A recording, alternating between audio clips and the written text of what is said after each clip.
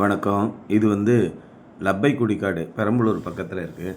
அங்கே நம்ம போட்டு கொடுத்துருக்குற ஒரு 3 கிலோவாட் ஆன் கிரிட் சிஸ்டம். இந்த 3 கிலோவாட் ஆன் கிரிட் சிஸ்டத்துக்கு 550 வாட்ஸ் பேனல் 6 பேனல் வருது.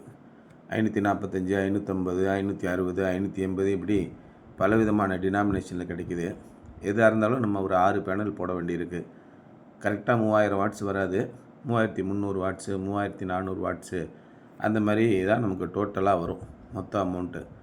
அந்த மாதிரி நம்ம சோலார் பேனல் போடும்போது நமக்கு ஒரு பேனலோடைய சைஸு எவ்வளோ வருதுன்னா, ஒரு உத்தேசமாக ஒரு 8 அடிக்கு 4 அடி, ஒரு 32 ஸ்கொயர் ஃபீட் வருது.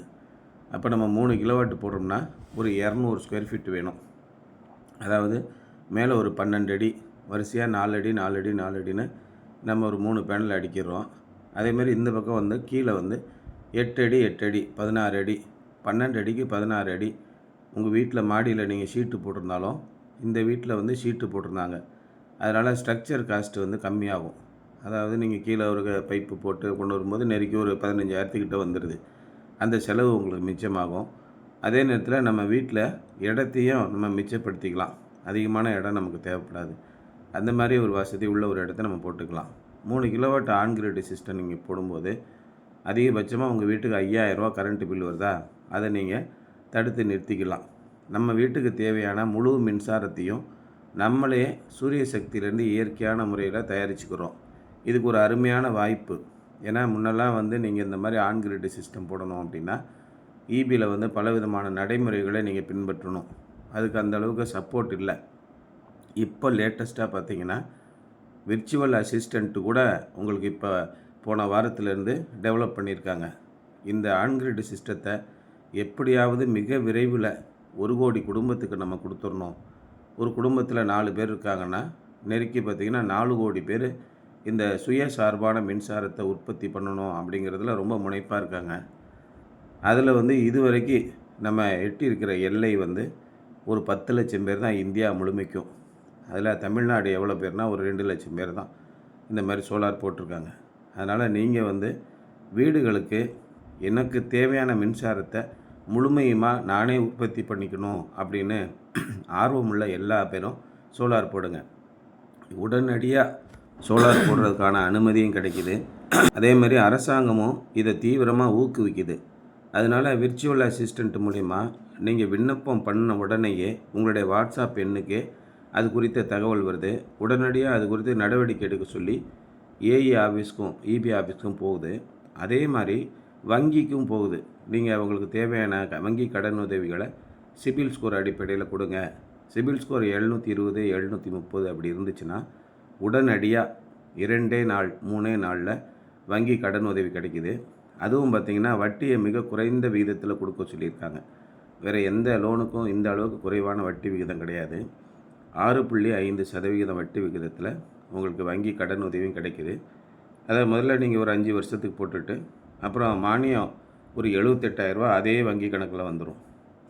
அப்போ பார்த்திங்கன்னா அந்த நீங்கள் திரும்பி செலுத்த வேண்டிய காலகட்டம் 2 வருஷமாக மாறிடுது.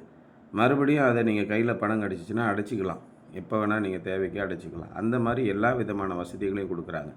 அதனால் நம்ம உங்கள் வீட்டில் மாடியில் இந்த 3 கிலோவாட் சிஸ்டங்கிறது எல்லா வீடுகளுக்கும் நடுத்தர வர்க்கத்தினர் பெரும்பாலும் 4000 5000 ரூபாய்க்கு மேலே நம்ம கரண்ட்டு பில் கட்டுறதில்ல.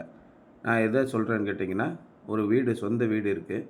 அந்த வீட்டில் ஒரு ஏசி வரைக்கும் நம்ம பயன்படுத்திக்கிட்டு இருக்கோம். இல்லை 2 ஏசி பயன்படுத்துகிறோம். ஏதாவது ஒரு ஏசி தான் ரெகுலராக யூஸ் பண்ணுறோம். மற்ற யாராவது தேவை இருந்தால் உறவினர்கள் வந்தால் இன்னொரு ஏசியை பயன்படுத்துகிறோம். இந்த மாதிரி ஒரு கட்டத்தில் இருக்கக்கூடிய ஒரு நடுத்தர வர்க்கம், ஒரு அப்பர் மிடில் கிளாஸ் அப்படின்னு வச்சுக்கோங்களேன். நமக்கு சொந்த சம்பாத்தியம் இருக்குது, சொந்த வீடு இருக்குது. இந்த மாதிரி ஒரு கட்டத்தில் இருக்கிறவங்க கட்டாயம் நீங்கள் சோலார் போட்டுருங்க. ஏன்னா மின்சாரத்தை நீங்கள் அடுத்த 20 வருஷத்துக்கு மிச்சப்படுத்தலாம். அந்தளவுக்கு சோலார் பேனலில் மெயின்டெனன்ஸ் என்னென்னு கேட்டிங்கன்னா, பேனலை துடைக்காமல் விட்டிங்கன்னா அதில் பிரச்சனை வருது. பேனலை 2 மாதத்துக்கு ஒருக்கையாவது துடைச்சிட்டிங்கன்னா எந்த பிரச்சனையும் இல்லாமல் நல்ல தெளிவான உற்பத்தி கிடைக்கிது. இதுதான் ரொம்ப முக்கியம்.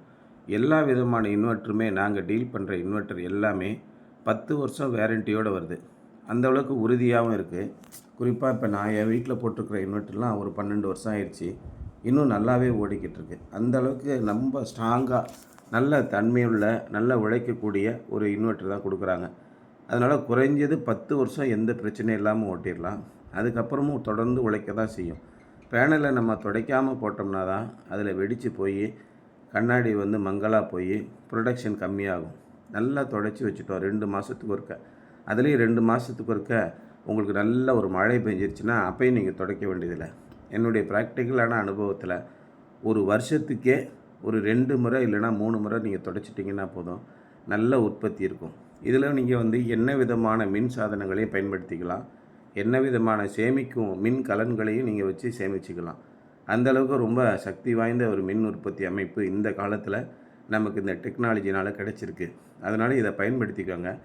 உங்களுக்கு வங்கி கடன் உதவி இருக்குது. இபி ஆஃபீஸ்லேயே நல்லா சப்போர்ட் பண்ணுறாங்க. உடனே மீட்டரும் கிடச்சிருது.